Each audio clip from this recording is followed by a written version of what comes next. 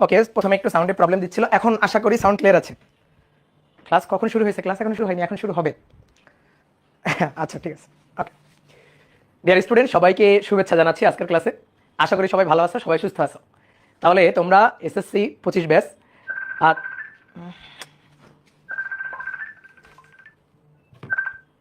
বলো জামিল, এখন ঠিক আছে? দেখো তো ঠিক আছে কিনা।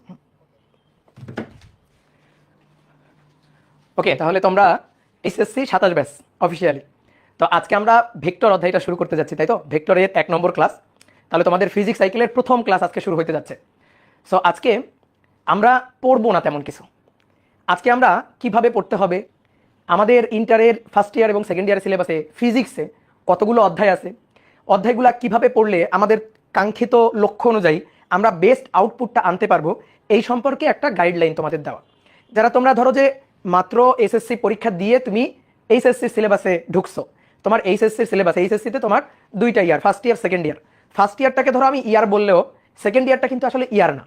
ফার্স্ট ইয়ারটাতে ইয়ার থাকলেও তুমি এক বছর একটা সময়, 1 বছরের মতো একটা সময় পাইলেও তাও হয়তো পুরোপুরি 1 বছর পাবা না। একাডেমিক যদি আমি টাইমটা ক্যালকুলেট করি, তাহলে তুমি ওই ক্ষেত্রে 1 বছর হয়তো সময় পাবা না। বাট সেকেন্ড ইয়ারে তো বলতেই পারি যে সেকেন্ড ইয়ারে কোনোভাবেই তুমি 1 বছর সময় পাবা না। সেকেন্ড ইয়ারে যে সময়টা পাবা, সেই সময়টা দেখা যাবে কি অনেক কম। তোমার মোটামুটি ধরো যে 7 থেকে 8-9 মাসের মতো একটা সময় তুমি পাবা।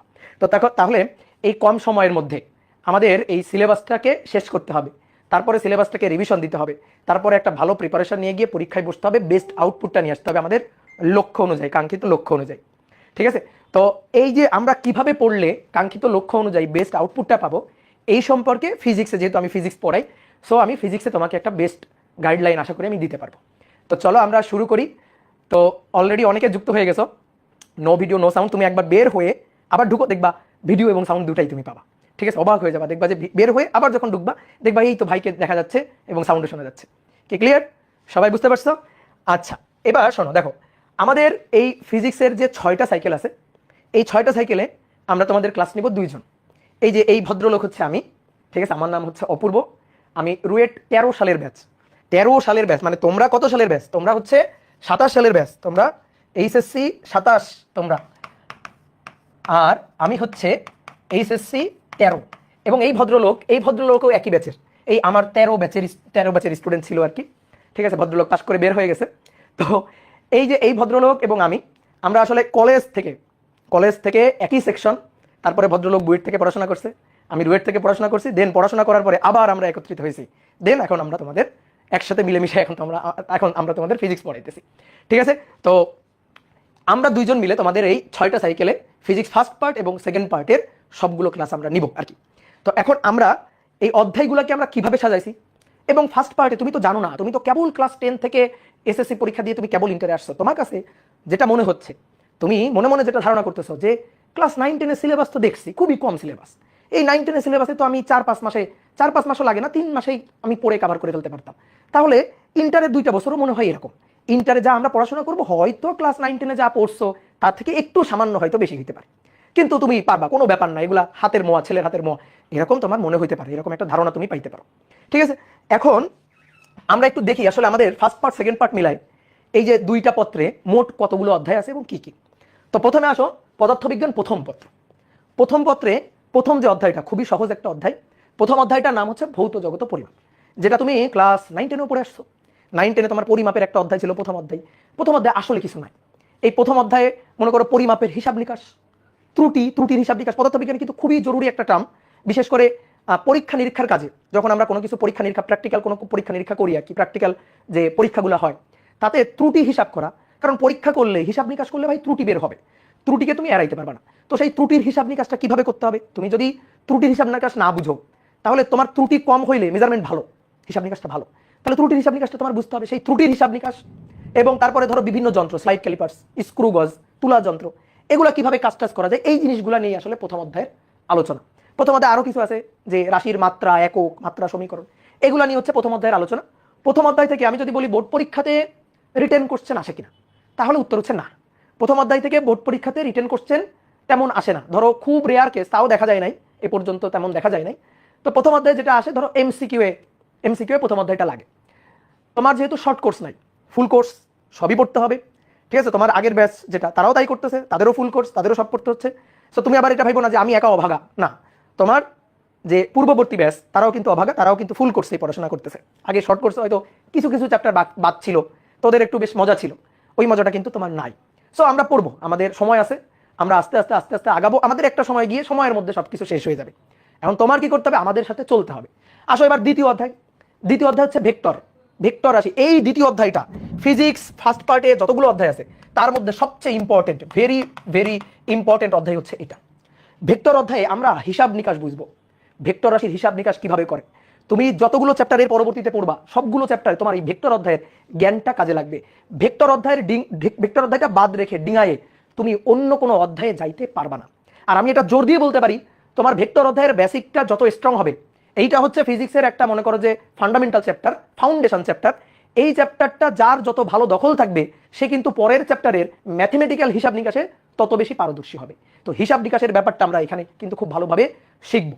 এবার তারপরে গতিবিদ্যা, গতিবিদ্যা তুমি 9-10-ও পড়ছো, তবে 9-10-এর গতিবিদ্যার সাথে এখানে কিন্তু গতিবিদ্যার একটা পার্থক্য আছে।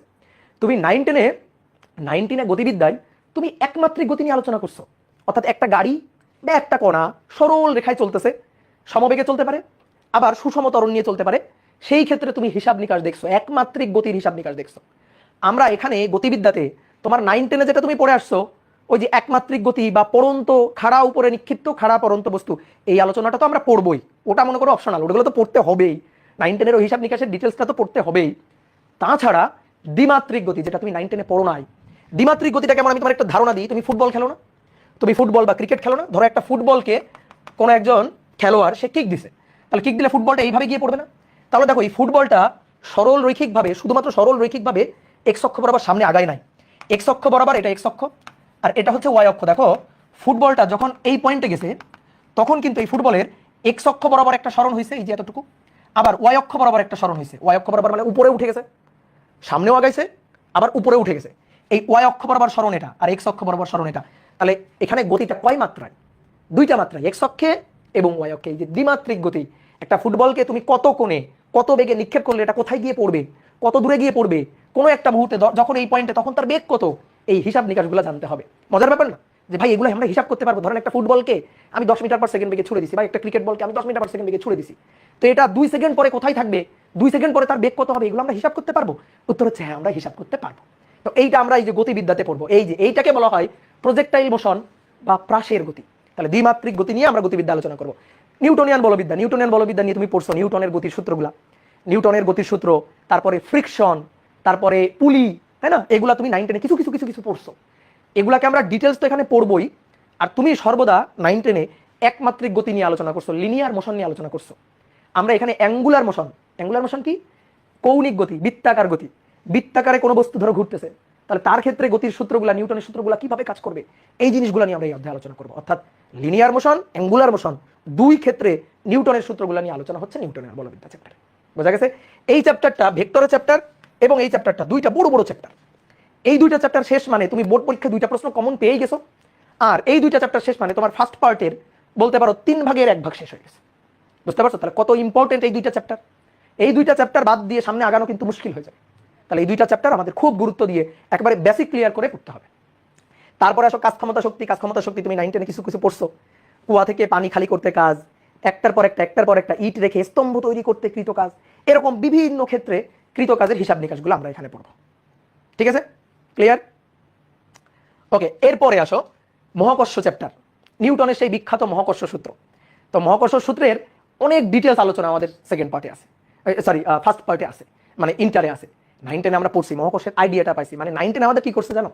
জাস্ট খালি একটু আইডিয়া দিয়ে রাখছে যে দেখো ফিজিক্সের এই এই এই এই ব্রাঞ্চ আছে, এই এই চ্যাপ্টার আছে, এগুলো আমাদের পড়তে হয়। কোথায় পড়বো? আমরা পড়বো হচ্ছে এখানে। ঠিক আছে? কোথায় পড়বো? পড়বো হচ্ছে এখানে। আচ্ছা, ভিডিও দেখা যাচ্ছে না? ভিডিও দেখা যাবে না কেন? কি বলো? এটা কি বলো? ভিডিও তো দেখা যাবে, দেখা যাচ্ছে তো? কি বলো? এই তো ভিডিও দেখা যাচ্ছে। ওকে, ভিডিও চলে আসছে, ভিডিও চলে আসছে, আছে তো? হ্যাঁ, এবার আসো পদার্থের গাঠনিক ধর্ম চ্যাপ্টার, ফ্লুইড মেকানিক্সের একটা চ্যাপ্টার। ফ্লুইড মেকানিক্স, এবং তুমি 9-10-এ পড়ছো, তুমি ইয়ং এর সূত্র পড়ছো না? ইয়ং মডুলাস, ইয়ং এর গুণাঙ্ক, তারপরে হুকের সূত্র পড়ছো না এগুলা? তো এই জিনিসগুলো নিয়ে আমরা এই চ্যাপ্টারে আলোচনা করবো। ঠিক আছে, পদার্থের গাঠনিক ধর্ম। এখানে দুইটা পার্ট, এই অধ্যায়ের দুইটা পার্ট, একটা হচ্ছে স্থিতিস্থাপকতা পার্ট এবং আরেকটা হচ্ছে প্রবাহী পদার্থ পার্ট। এত কিছু তুমি এখন বুঝবা না, বোঝার দরকারও নাই, এত কিছু এখন বুঝবা না, বোঝার দরকারও নাই। আচ্ছা, যাদের মাঝে মাঝে ধরো ভিডিও থাকতেছে না, যে ভাই ভিডিও দেখা যাচ্ছে না, অনেকে কমেন্ট করতেছে, তাদের একটা সহজ সমাধান, বের হও, বের হয়ে আবার ঢুকো, দেখবা আমি আছি, ঠিক আছে, বুঝছো? বের হয়ে আবার ঢুকবা, দেখবা ভিডিও দেখা যাচ্ছে, দেখবা একটা মজার জিনিস। ওকে, এবার তারপরের যে অধ্যায়টা পর্যাবৃত্ত গতি, অষ্টম চ্যাপ্টার। ওয়েভের দুইটা চ্যাপ্টার আছে, ওয়েভ মানে তরঙ্গ রিলেটেড চ্যাপ্টার। এই যে দুইটা চ্যাপ্টার, একটা পর্যাবৃত্ত গতি আর একটা হচ্ছে তরঙ্গ শব্দ। পর্যাবৃত্ত গতি পিরিয়ডিক মোশন, পড়ছো 9-10-এ, সেই পিরিয়ডিক মোশন নিয়ে বা সরল ছন্দিত স্পন্দন গতি, এটা নিয়ে এই অধ্যায়ের ডিটেলস আলোচনা। বিভিন্ন ধরনের সরল ছন্দিত স্পন্দন নিয়ে আমরা আলোচনা করব। যেমন মনে করো একটা স্প্রিংকে দৃঢ় অবলম্বনে ছাদ থেকে ঝুলাইছো, ঝুলানোর পরে সেই স্প্রিংটার মুক্ত প্রান্তে একটা বস্তু ঝুলাই দিলা, দেওয়ার পরে ওই বস্তুটাকে যদি একটু নিচের দিকে টান দিয়ে ছেড়ে দাও, তাহলে বস্তুটা এরকমভাবে টিং টিং টিং টিং করে দুলতে থাকবে। তো এইটা কি হয়? সরল ছন্দিত স্পন্দন গতি। তো এই গতিগুলো নিয়ে আমরা আলোচনা করবো। সরল ছন্দিত স্পন্দন গতির একটা খুব ইম্পর্টেন্ট টপিক, ইম্পর্টেন্ট উদাহরণ আমরা এই চ্যাপ্টারে পড়বো। উদাহরণটা আমি তোমাদের একটু বলে দিই। তোমাদের কখনো মনে হয়েছে যে আমরা ধরো যেখানে আসো সেখানে যদি ব্যাস বরাবর একটা সুড়ঙ্গ কাটা হয়, পৃথিবীর ব্যাস বরাবর একটা সুড়ঙ্গ কাটা হয় এবং এই সুড়ঙ্গের মধ্যে লাফ দিয়ে পড়ে অপর প্রান্তে পৌঁছানো যাবে কিনা ভাবছো কখনো? তুমি যদি একটা সুড়ঙ্গ কাটো পৃথিবীর ব্যাস বরাবর এবং ওই সুড়ঙ্গের মধ্যে নিজে লাফ দিয়ে পড়ো, বা ধরো অনন্ত জলিলকে ফেলে দাও, বা কোন একটা বস্তুকে ফেলে দাও, তাহলে ওই বস্তুটা কি পৃথিবীর অপর প্রান্তে গিয়ে পৌঁছাইতে পারবে? উত্তর হচ্ছে ওই বস্তুটা হ্যাঁ অপর প্রান্তে যাইতে পারবে, কিন্তু সাথে সাথে আবার অপর প্রান্তে চলে আসবে, মানে আরেক প্রান্তে চলে আসবে। কি হবে? এই সুড়ঙ্গের মধ্যে খালি এইভাবে স্পন্দিত হতে থাকবে। তুমি যদি লাফ দিয়ে পড়ো, দেখবা একবার এই প্রান্ত থেকে এই প্রান্তে, আবার এই প্রান্ত থেকে এই প্রান্তে, মানে সরল ছন্দিত স্পন্দনের মতো এইভাবে দুলতে থাকবা। তো এগুলা নিয়ে আমরা এই অধ্যায়ে আলোচনা করবো, ম্যাথমেটিক্যালি আলোচনা করবো, ঠিক আছে? অনেক মজার মজার টপিক আছে, যে জিনিসগুলো ফিল নিয়ে পড়লে আমরা বেশ মজা পাবো। এবার তরঙ্গ শব্দ, ওয়েভের চ্যাপ্টার, তরঙ্গ শব্দ, এগুলো 9-10-এ কিছু জিনিস পড়ছো, তার একেবারে ডিটেলস ম্যাথমেটিক্যাল হিসাব নিকাশগুলো এই অধ্যায়ে আছে। এবং এই অধ্যায়ে একটা মজার জিনিস আছে, সেটা হচ্ছে বিট। ধরো দুটো আলাদা ফ্রিকোয়েন্সি, কম্পাঙ্ক বা ফ্রিকোয়েন্সি তো বুঝো, ওই যে সাইরেন বাজে না, ধরো ইফতারি করার সময় বা সেরি করার সময় সাইরেন দেয় না, ওরকম মনে করো যে দুইটা ভিন্ন ফ্রিকোয়েন্সির শব্দ তরঙ্গ যদি একসাথে শব্দায়িত করো, তাহলে সেকেন্ডে বিট তৈরি হবে। বিট হচ্ছে টিং টিং টিং টিং করে বিট তৈরি হবে। তো এইটা আমরা বিট শুনবো, তারপরে ম্যাথমেটিক্যাল হিসাব নিকাশ দেখবো, মানে শুধু যে খাতা কলমে পড়বো এমন না, বাস্তবে হয় কিনা একেবারে চোখের সামনে দেখবো, কানে শুনবো, এইভাবে আমরা মনে করো চ্যাপ্টারগুলো পড়বো। খুবই মজা নিয়ে চ্যাপ্টারগুলো পড়বো, দেখবা যে প্র্যাকটিক্যালি খাতা কলমে যে হিসাবটা তুমি করতেছো সেটা যখন প্র্যাকটিক্যালি ফিল করতে পারবা, তখন মনে করো ওই জিনিসটাকে মাথার মধ্যে গেঁথে বসে থাকবে, তুমি ভুলেই যাবে না কখন। আদর্শ গ্যাস ও গ্যাসের গতিতত্ত্ব, তোমার 9-10 একটা চ্যাপ্টার ছিল চাপ ও গ্যাস, ওই চাপ ও গ্যাসের একটা চ্যাপ্টার আদর্শ গ্যাস ও গ্যাসের গতিতত্ত্ব। এখানে আমরা ডিটেলস আদর্শ গ্যাসের যে হিসাব নিকাশ, গতিশক্তির হিসাব নিকাশ, ঠিক আছে, এই জিনিসগুলো দেখবো।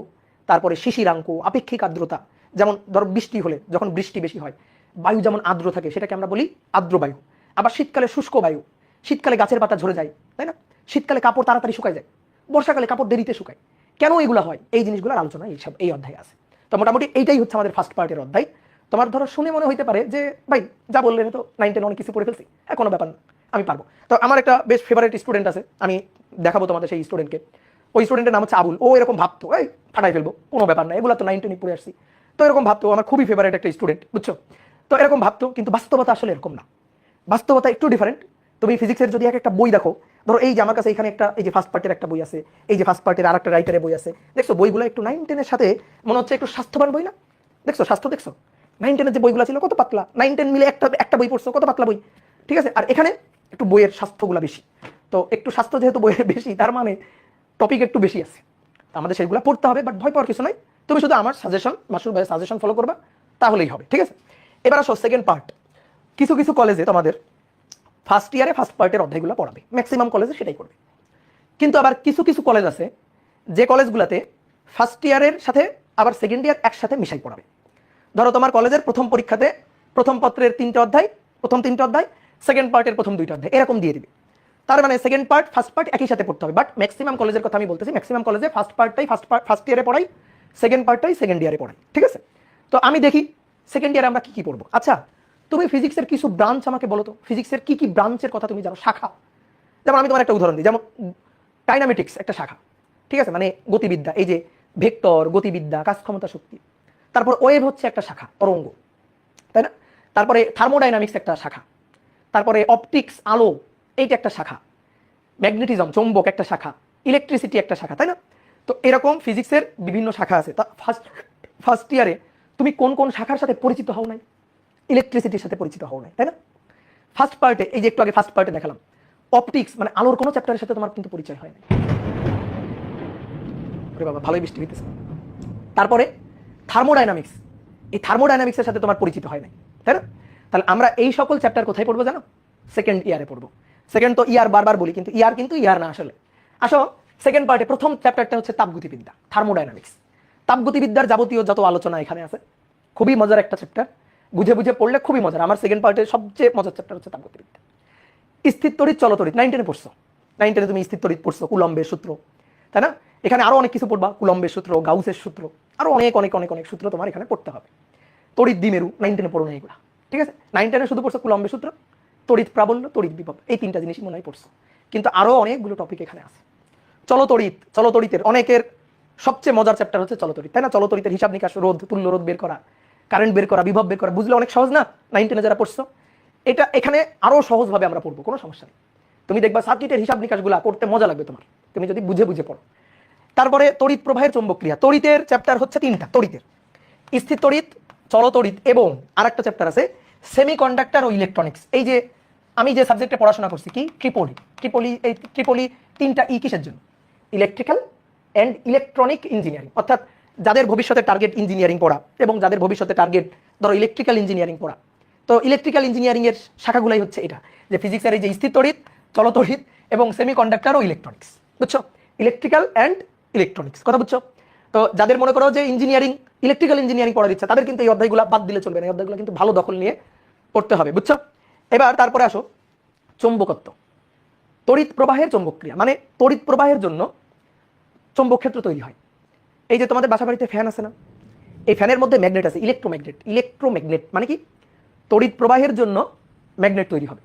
তো এই যে তড়িৎ প্রবাহের চৌম্বক ক্রিয়া, চুম্বকত্ব, এগুলা নিয়ে এই অধ্যায়ে আলোচনা। তারপরে পৃথিবী একটা ভূচুম্বক ক্ষেত্র, পৃথিবীর ভূচুম্বক ক্ষেত্র, পৃথিবীর উত্তর মেরু দক্ষিণ মেরু বরাবর ভৌগোলিক মধ্যতল, চৌম্বক মধ্যতল, এগুলা নিয়ে বিস্তারিত এই অধ্যায়ের আলোচনা আছে, ঠিক আছে? এই যে তোমাদের আগের যে ব্যাচগুলা যারা শর্ট কোর্সে পড়াশোনা করছে, তাদের সৌভাগ্য হচ্ছে এই অধ্যায় পড়া লাগে নাই, এই অধ্যায় পড়া লাগে নাই, তারপরে এইখানে এই একটা চ্যাপ্টার পড়া লাগে নাই। বাট তোমাদের তো আর এই সৌভাগ্যটা নাই, তোমরা উত্তেজিত 27 ব্যাচ, তাই না?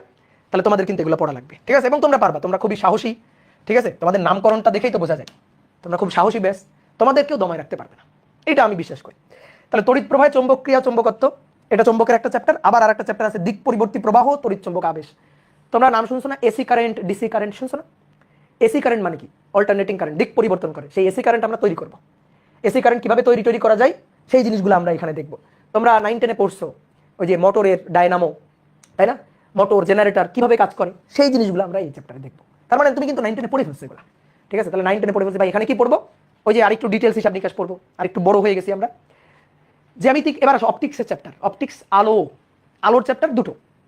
জ্যামিতিক আলোক বিজ্ঞান, এটার সাথে তোমার পরিচয় আছে। জ্যামিতিক আলোক বিজ্ঞান, এটার সাথে তোমার মোটামুটি পরিচয় আছে। জ্যামিতিক আলোক বিজ্ঞানে আমরা কি পড়বো? আমরা পড়বো হচ্ছে প্রিজম, লেন্স, তারপর দর্পণ, দূরবীক্ষণ যন্ত্র, অনুবীক্ষণ যন্ত্র, সরল অনুবীক্ষণ যন্ত্র, এগুলা কিভাবে কাজ করে। তারপরে চোখের ত্রুটি, চোখের 2 ধরনের ত্রুটি হয়, দীর্ঘ দৃষ্টি আর ক্ষীণ দৃষ্টি, 2 ধরনের ত্রুটি হয়। তো কার কোন ধরনের ত্রুটি হলে কে কোন ধরনের চশমা ব্যবহার করবে, এই যে হিসাব নিকাশগুলা, এইগুলা সব আমরা এখানে দেখবো, ঠিক আছে? প্রিজমের হিসাব নিকাশ, এগুলো আমরা এখানে দেখবো। প্রিজম তো বুঝো 9 10-এ ছিল, তাহলে প্রিজম, দর্পণ, লেন্স, এগুলার সব কিছুর আলোচনা হচ্ছে জ্যামিতিক আলোক বিজ্ঞানে, ঠিক আছে? আমরা কেন জ্যামিতিক আলোক বিজ্ঞান? কারণ এখানে রশিচিত্র একে একে হিসাব, রশিচিত্র, জ্যামিতিকভাবে রশিচিত্র একে একে হিসাব, আলো সরল রেখায় চলে, এই যে কণাতত্ত্ব বা এই যে নীতি, এই নীতির উপর কাজে লাগিয়ে আমরা এই নীতির উপর দাঁড়িয়ে থেকে আমরা এই অধ্যায়টা পড়বো। এবার আসো আলোর কিন্তু আরো কয়েকটা তত্ত্ব আছে। আলো হচ্ছে পদার্থবিজ্ঞানে হাতির মতো। একটা গল্প আছে, 6 জন অন্ধলোক এবং একটা হাতির গল্প। 6 জন অন্ধলোক একদিন বনের মধ্য দিয়ে যাচ্ছে। এখন বনের মধ্যে দিয়ে যাইতে যাইতে 6 জন অন্ধলোক একটা সামনে একটা কিছুর সাথে ধাক্কা খায়। কি সেটা? হাতির সাথে ধাক্কা খায়। এখন 6 জন অন্ধলোক, তারা তো আর হাতি বুঝে না, তো তারা কি করে? 6 জন অন্ধলোক ওই জন্তুটাকে স্পর্শ করে এক একজন এক এক কথা বলে। একজন অন্ধলোক হাতির পেটে হাত বুলায়, বলে এটা হচ্ছে দেওয়ালের মতো। একজন সুর ধরে বলে এটা হচ্ছে সাপের মতো।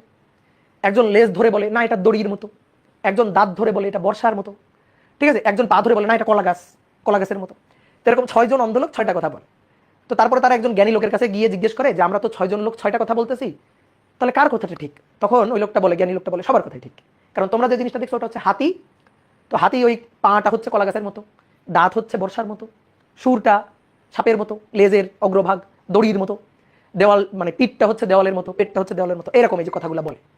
তো আলো হচ্ছে পদার্থবিজ্ঞানের হাতে। আলোর অনেকগুলো তত্ত্ব আছে, কণা তত্ত্ব, হাইগেন্সের তরঙ্গ তত্ত্ব, তারপরে ম্যাক্স প্লাঙ্কের কোয়ান্টাম তত্ত্ব। তো এরকম অনেকগুলো তত্ত্ব আছে।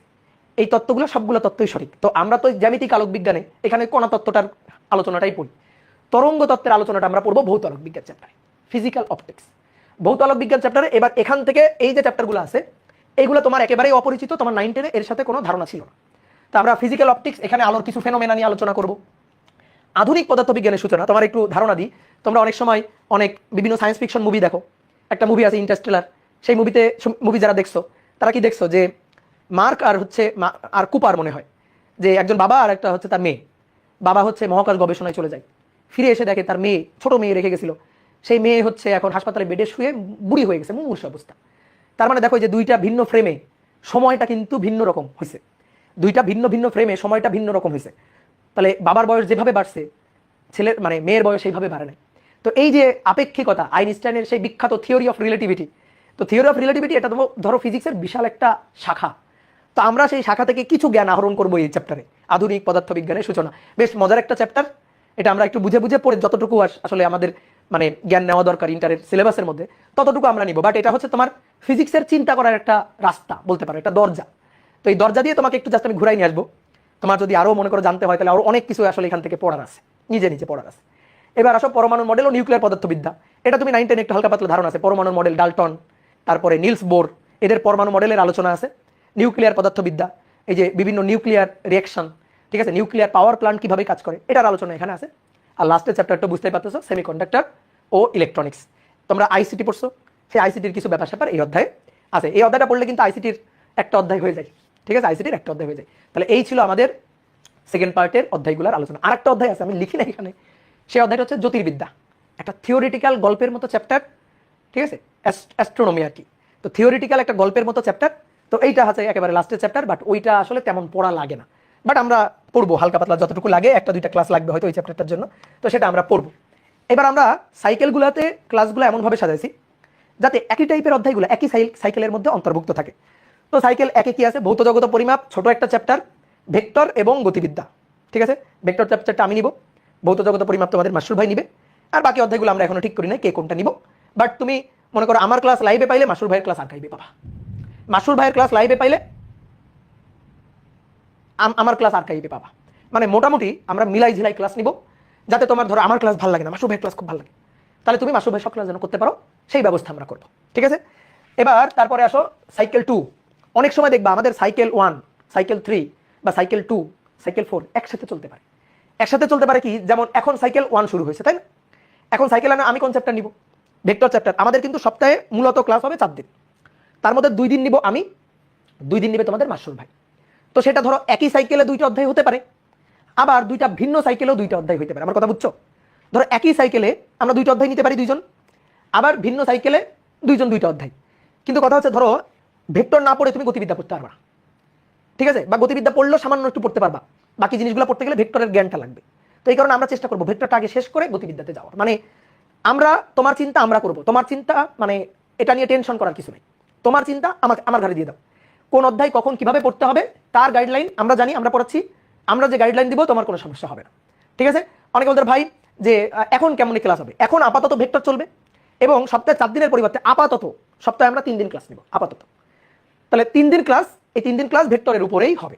আগে আমাদের ভেক্টর অধ্যায়টা ভালো করে পড়তে হবে। আর এখন যেহেতু পড়াশোনার অনেক বেশি চাপ নাই, এই কারণে আমরা একটু ছাড় দিয়ে পড়বো, বুঝতে পারছো? কেবল তুমি ক্লাস 10 থেকে ইন্টার আসছো, তাই না?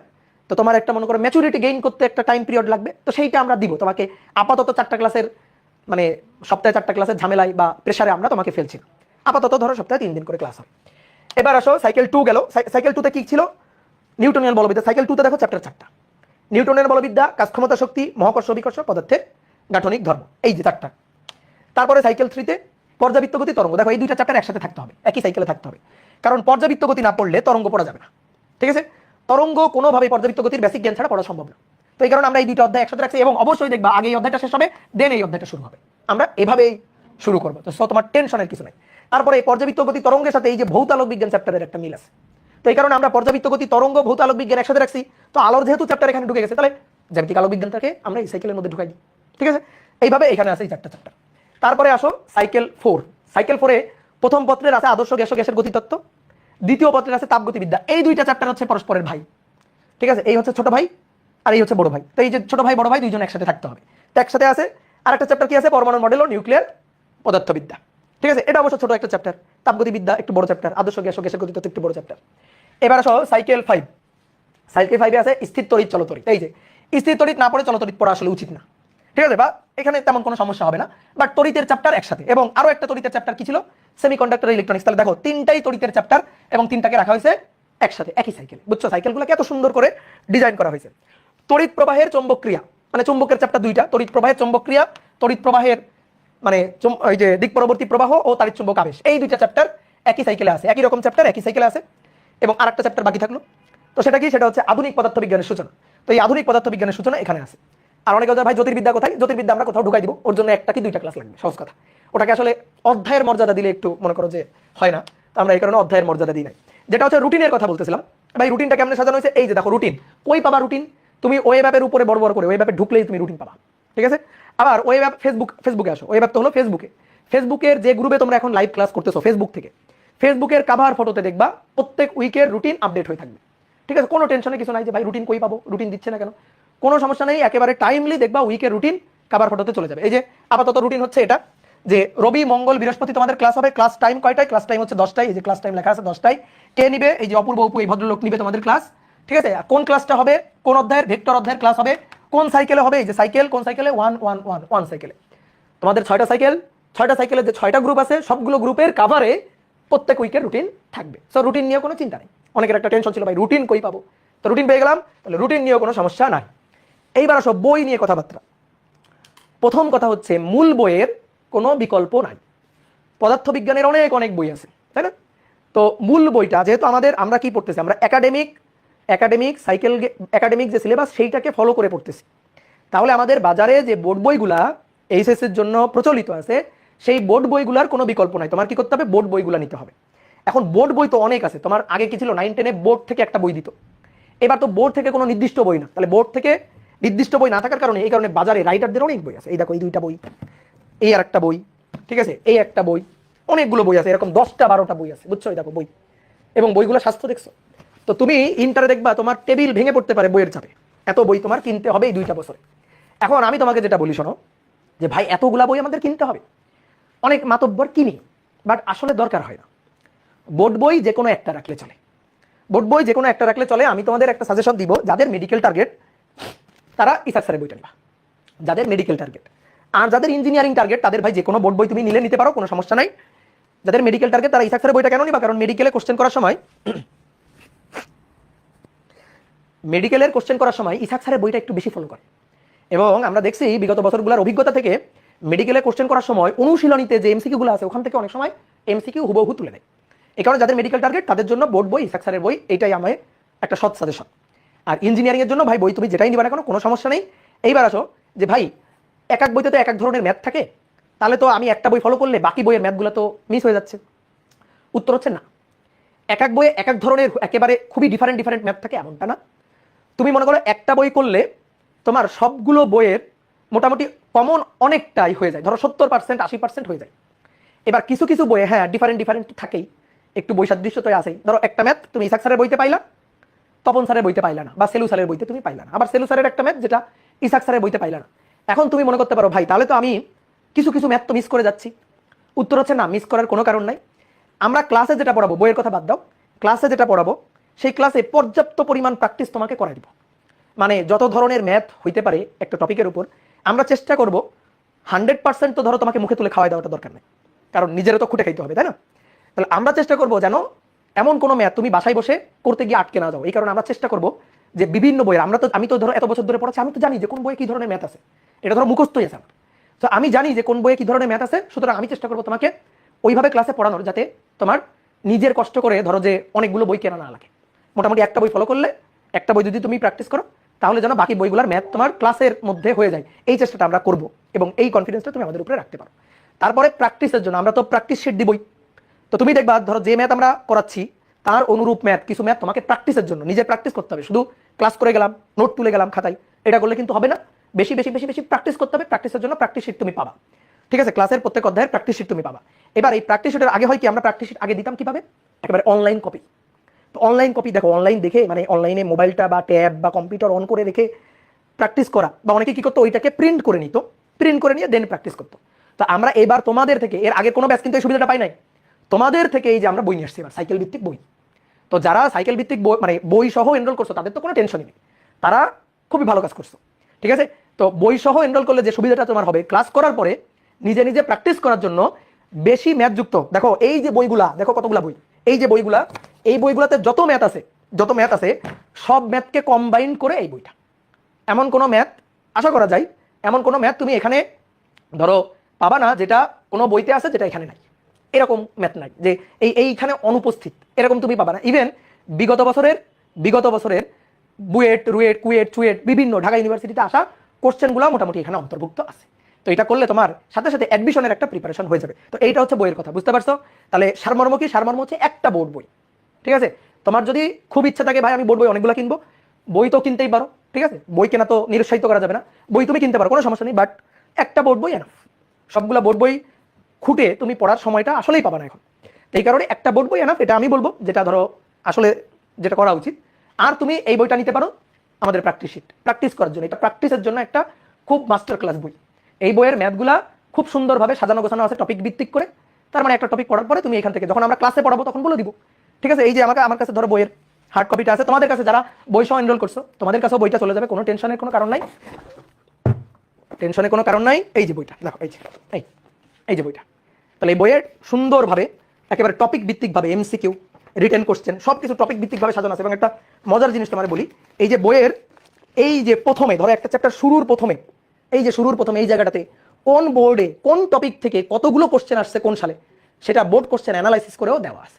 তার মানে একটা টপিকের গুরুত্বটাও তুমি বুঝতে পারবা যে আমার বোর্ড পরীক্ষার জন্য কোন টপিকটা বেশি গুরুত্বপূর্ণ, কলেজের পরীক্ষার জন্য কোন টপিকটা বেশি গুরুত্বপূর্ণ, এটাও তুমি পড়তে পারবা। যারা ধরো বুকস বই সহ এনরোল করছো তাদের কাছে আস্তে আস্তে আস্তে আস্তে বইগুলা চলে যাচ্ছে, আমরা কিন্তু অলরেডি বই পাঠানো শুরু করে দিচ্ছি। ঠিক আছে, তাহলে বইয়ের ব্যাপারটা গেল আশা করি। এইবার আসো দেখো, এই যে পড়ার তো কথা বললাম, কি কি পড়বো সব বললাম। এবার প্রশ্ন হচ্ছে ভাই পড়বো কেন, পড়ার কি দরকার, এত কষ্ট করে পড়াশোনা করা কষ্টের কাজ না? অবশ্যই কষ্টের কাজ। পড়াশোনাটা করবো কেন? প্রথম কারণ হচ্ছে পড়াশোনা করাটা দরকার হচ্ছে শিক্ষিত হওয়ার জন্য। শিক্ষিত হওয়া, শিক্ষিত কি, ধরো কেউ একজন পড়াশোনা করে না, ধরো এই যে আমার একটা ধরো খুব ফেভারিট স্টুডেন্ট আবুল, এ পড়াশোনা করে না, আর এটা হচ্ছে তুমি পড়াশোনা করো। পড়াশোনা করলে কি হয়, জ্ঞান আহরণ হয়। সহজ কথা, ধরো এ নিউটনের সূত্র জানে না, তুমি নিউটনের সূত্র জানো, ঠিক আছে, ফিজিক্সের কথাই বলি, তাহলে তুমি পড়াশোনা করলে অনেক কিছু জানতে পারবা, অজানা অনেক কিছু। তো পড়াশোনাটা করে কেন, মানুষ অজানা জিনিস জানার মজা পাওয়ার জন্য। তুমি যখন একটা জিনিস ভাববা বা একটা জিনিস জানার চেষ্টা করবা, তুমি বই পড়ে সেটা জানতে পারবা, বা ক্লাস করার পরে যখন তুমি জানতে পারবা তখন একটা আনন্দ পাবা। তো পড়াশোনা করার মূল উদ্দেশ্য, প্রথম উদ্দেশ্য হচ্ছে এই আনন্দটা পাওয়া। তুমি পড়াশোনার মধ্যে যদি আনন্দটা খুঁজে নিতে পারো, যে পড়াশোনা আমি কেন করবো, কারণ আমি এখানে আনন্দ পাই। তুমি ক্রিকেট কেন খেলো, তুমি ফুটবল কেন খেলো, তুমি কেন ফেসবুকিং করো, তাই না? এগুলোতে আনন্দ পাও, মজা লাগে। তোমার কি করতে হবে, পড়াশোনার মধ্যে ওই মজাটা খুঁজে নিতে হবে। এটা কিন্তু কঠিন কোনো কাজ না। তুমি যখন একটা অজানা জিনিস জানতে পারবা, এই যে জানতে পারার এই যে মজাটা, এটা আমি মনে করি অন্য কোনো কিছুর সাথে তুলনাযোগ্য না। অথবা ধরো একটা ম্যাথ করতে গিয়ে নিজে নিজে ট্রাই করতে গিয়ে তুমি যখন নিজে মিলাই ফেলবা, নিজে করতে পারবা, উত্তর মিলাই দেখবা, আরে উত্তরটা মিলে গেছে, এই যে মজাটা, এটা তো তুমি অন্য কোনো কিছুর সাথে কম্পেয়ার করে পাবা না। তাহলে এই মজাটা খুঁজে নিতে হবে, ঠিক আছে? এবং তুমি যখন পড়াশোনা করবা তখন দেখবে এই তো পড়াশোনা করে না, এই যে আমার ফেভারিট স্টুডেন্ট আবুল, ও পড়াশোনা করে না, তো ওর থেকে তুমি অনেক কিছু জানতে পারবা। ওর চিন্তা চেতনার থেকে তোমার চিন্তা চেতনা, তোমার কথাবার্তা, ঠিক আছে, এতে কিন্তু তুমি যে পড়াশোনা করো, তুমি যে শিক্ষিত, এটা কিন্তু ফুটে উঠবে। ধরো ওকে বলা হলো যে তুমি 5 মিনিট তোমার নিয়ে কথা বলো, ও 5 মিনিট ওর সম্পর্কে কথা বলবে, বলতেও পারবে না, অনেক সময় দেখা যাবে বলতেও পারবে না, বলতে বলতে দেখবে আটকে যাবে। কিন্তু তোমাকে যদি বলা হয় তুমি 5 মিনিট তোমার সম্পর্কে বলো, বা কোনো একটা কিছু নিয়ে বলো, সাপোজ ওকে যদি বলা হয় যে তুমি হচ্ছে যে ধরো সাম্প্রতিক কোনো বিষয়, এই সাম্প্রতিক কোনো বিষয় নিয়ে বলো, আর তোমাকে যদি বলা হয় সাম্প্রতিক কোনো বিষয় নিয়ে বলো, তাহলে তুমি কিন্তু পারবা। কথা হচ্ছে, তোমাকে যদি ফিজিক্সের উপর কোনো একটা টপিকে বলতে বলা হয়, তুমি কিন্তু সেটা পারবা, কিন্তু ও সেটা পারবে না। তাহলে পড়াশোনা কি করে, এই যে ডিফারেন্সটা তৈরি করে দেয়, বুঝছো? পড়াশোনা এই ক্লাসটা তৈরি করে দেয়। কথা কি বুঝছো? ক্লিয়ার?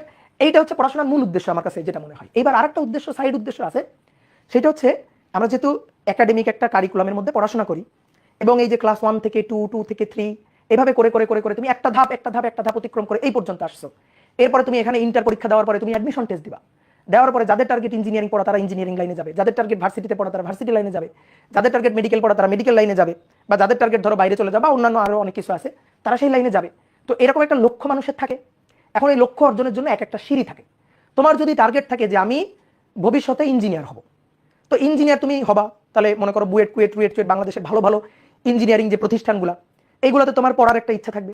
এখন তুমি ধরো ক্লাস 11 পড়ো নাই, ক্লাস 12 পড়ো নাই, তুমি ক্লাস 10 থেকে লাভ দিয়ে তুমি বুয়েটে ঢুকতে চাও, তো বুয়েট কি তোমাকে বলবে যে আসো এটা তোমার মামার বাড়ি, তোমাকে আমি ভর্তি করে নিই? এটা তো বলবে না, তাই না? তাহলে কি করতে হবে? এই যে ধাপগুলো অতিক্রম করে, সিঁড়িগুলো অতিক্রম করে তোমার পৌঁছাইতে হবে। তুমি 2টা সিঁড়ি বাদ দিয়ে তো বুয়েটে ঢুকতে পারবে না। তাহলে বুয়েটে ঢুকতে গেলে একটা পরীক্ষা দিতে হবে, অ্যাডমিশন টেস্ট দিতে হবে। তো অ্যাডমিশন টেস্টে দিয়ে টিকে তোমার বুয়েটে ঢুকতে হবে। তো এটা তোমার লক্ষ্য ছোটবেলা থেকে, তোমার উদ্দেশ্য। ঠিক আছে, সবার ইঞ্জিনিয়ার হইতে হবে এমন না, কারো মেডিকেলে ডাক্তার হওয়ার ইচ্ছা, কারো ভার্সিটিতে একটা ভালো সাবজেক্টে পড়ার ইচ্ছা। আমি বলতেছি যার যেটা লক্ষ্য, সেই লক্ষ্য অর্জনের জন্য একটা সিঁড়ি থাকে, ধাপ থাকে, ধাপগুলো অতিক্রম করতে হবে। তো ধাপগুলো ভালো করে তুমি যদি ইন্টারে ফেল করো, ইন্টারে ফেল করলে তুমি এই লক্ষ্যটা অর্জন করতে পারতেছো না। তাহলে তোমার ইন্টারটা ভালোভাবে পাস করতে হবে, A+ পাইতে হবে, ঠিক আছে, ভালো একটা নাম্বার পাইতে হবে। তো এর জন্য কি করতে হবে? ভালো করে পড়াশোনাটা করতে হবে। তাহলে পড়াশোনার উদ্দেশ্যটা আর একটা উদ্দেশ্য, খুব গুরুত্বপূর্ণ উদ্দেশ্য, এটাকে সাইড উদ্দেশ্য বলতেছি তা না, বাট একটা গুরুত্বপূর্ণ উদ্দেশ্য, এটা কিন্তু সামনে রাখতে হবে। তো দেখো, বোর্ড পরীক্ষা আর অ্যাডমিশন টেস্টের পরীক্ষার মধ্যে একটু পার্থক্য আছে। বোর্ড পরীক্ষাতে যদি বাংলাদেশের সমস্ত স্টুডেন্ট A+ পায়, তাহলে কিন্তু মনে করো যে সরকারের ভালো, সরকার সাধুবাদ দিবে, ঠিক আছে, বাংলাদেশের শিক্ষা ব্যবস্থা ভালো, যে হ্যাঁ সবাই A+ পাইছে, খুবই ভালো। বাট তুমি কিন্তু অ্যাডমিশন টেস্টে গিয়ে সবাই চান্স পাবে না। ঠিক আছে, কেন? কারণ অ্যাডমিশন টেস্টগুলো হচ্ছে প্রতিযোগিতামূলক পরীক্ষা। বোর্ড পরীক্ষাটা এটা কিন্তু প্রতিযোগিতামূলক পরীক্ষা না। বোর্ড পরীক্ষাটা হচ্ছে যে ভালো পড়াশোনা করে যে ভালো মার্ক পাবে সেই A+ পেয়ে যাবে, তাই না? 80-র উপরে মার্ক পেলে সেই A+ পেয়ে যাবে। বাট অ্যাডমিশন টেস্টে কেমন? অ্যাডমিশন টেস্টে ধরো 600 মার্কের পরীক্ষা হইলো, ধরো বুয়েটে ধরো 600 মার্কের পরীক্ষা হইলো, আমি বললাম তুমি 300 পাইলেই তুমি চান্স পাবা, এটা কিন্তু সত্যি হবে না। এটা হইতেও পারে, আবার নাও পারে। বুয়েট স্টুডেন্ট নিবে কয়জন? 1400 জন। এই 1400 জন, মনে করো 1400 জনের মধ্যে ধরো লাস্ট যে সেই নাম্বারটা ধরো 400, তাহলে 400 পাইছে, তুমি যদি এখন 390 পাও, তুমি তো তাহলে আর চান্স পাবা না। বাট তুমি কিন্তু একটা ভালো নাম্বার পাইছো, 300 ধরো 600-র মধ্যে 390, এটা কিন্তু একটা ভালো নাম্বার, আমি একটা উদাহরণ দিয়ে বলতেছি। তো তুমি কিন্তু তখন আর চান্স পেলে না, কারণ এর আগেই 1400 জন হয়ে গেছে। তাহলে প্রতিযোগিতামূলক পরীক্ষাগুলো, অ্যাডমিশন টেস্টের পরীক্ষাগুলো প্রতিযোগিতামূলক পরীক্ষা। এখানে কি করতে হবে? টপ এতজনকে তোমার চান্স পাওয়া হবে, তাই না? তাহলে এই প্রতিযোগিতামূলক পরীক্ষাগুলোতে টিকতে গেলে পড়াশোনাটাও কিন্তু একটু সিস্টেম ওয়াইজ করতে হবে। যেমন তোমাকে আমি যদি প্রথমে বোর্ড পরীক্ষার কথা বলি, বোর্ড এক্সাম, তাহলে বোর্ড এক্সাম কি হবে? ফিজিক্স ফার্স্ট পার্ট এর 100 মার্ক, ফিজিক্স সেকেন্ড পার্ট এতে হচ্ছে 100 মার্ক। তো 100 মার্কের মধ্যে যেটা তোমার আর কি রিটেন পরীক্ষার হলে বসে দিতে হবে, সেটা হচ্ছে সিকিউ 50 আর এমসিকিউ হচ্ছে 25, ঠিক আছে? আর প্র্যাকটিক্যাল পরীক্ষা যেটা, সেটা হচ্ছে 25 দিয়ে টোটাল হচ্ছে 100 মার্কের পরীক্ষা হবে। এবার 100 তাহলে টোটাল কত দাঁড়ালো? 200। ভালো মার্ক কোনটা জানো? 190+, এটা হচ্ছে ভালো মার্ক বর্তমান সিচুয়েশন। কেন? বর্তমানে কোশ্চেন অনেক সহজ হয়, বোর্ড কোশ্চেন মানে অনেক সহজ কোশ্চেন। আর বোর্ড পরীক্ষায় 190, এটা তো আমি অনেক কম বলছি, ঠিক আছে? এমন স্টুডেন্ট আমরা দেখছি বোর্ড পরীক্ষাতে ফিজিক্সে 200, ঠিক আছে? হাস্যকর না? হাস্যকর তো না, তোমরা 9-10 তো এই মার্ক কি পাও, হাস্যকর না, এটা রিয়েলিটি, তোমরাও এরকম মান পাও। তাহলে দেখা যাবে কি 200 মার্কের মধ্যে 200 পেয়ে বসে আছে। তাহলে অ্যাটলিস্ট তোমার চিন্তা করতে হবে এখানে 190 বা আমি বলবো 195+ মার্ক পাইতে হবে, এটা তোমার টার্গেট থাকা উচিত। অনেকে বলে ভাই 80 পাইলেই তো হইলো A+, 80 পাইলে হইলো কি? এই যে এখানে গিয়ে কথা, হ্যাঁ 80 তুমি যদি পাও, বা দুটো যোগ করে যদি 160 হয়, তাহলে তো A+। হ্যাঁ, কিন্তু কথা হচ্ছে কি, অনেক সময় এই যে ইঞ্জিনিয়ারিং, বিশেষ করে ধরো বুয়েট কুয়েট রুয়েট চুয়েট, এই বুয়েট কুয়েট রুয়েট চুয়েট, ওরা কিন্তু একটা ক্রাইটেরিয়া নির্ধারণ করে দেয়, এর একটা মার্জিন লাইন নির্ধারণ করে দেয়। কি? যে যারা ফিজিক্স কেমিস্ট্রি ম্যাথ, ঠিক আছে, এগুলা মিলে এত নম্বর পাইছে, তাদেরকে আমরা পরীক্ষা দিতে দিব, এর নিচে যারা পাইছে তাদেরকে পরীক্ষা দিব না। তো তখন কি হয়, অনেকে দেখা যায় A+ পাইছে, গোল্ডেন A+ পাইছে, বাট তাও এইগুলাতে পরীক্ষা দিতে পারতেছে না, বুঝলা? মানে বুয়েটের পরীক্ষা, ধরো বুয়েটের পরীক্ষা কয়টা হয়? 2টা। বুয়েট রুয়েটে 2টা পরীক্ষা, 2টা, একটা হচ্ছে প্রিলি আর একটা হচ্ছে রিটেন, একটা হচ্ছে প্রিলি আর একটা হচ্ছে রিটেন পরীক্ষা, 2টা হয় বুয়েট রুয়েটে।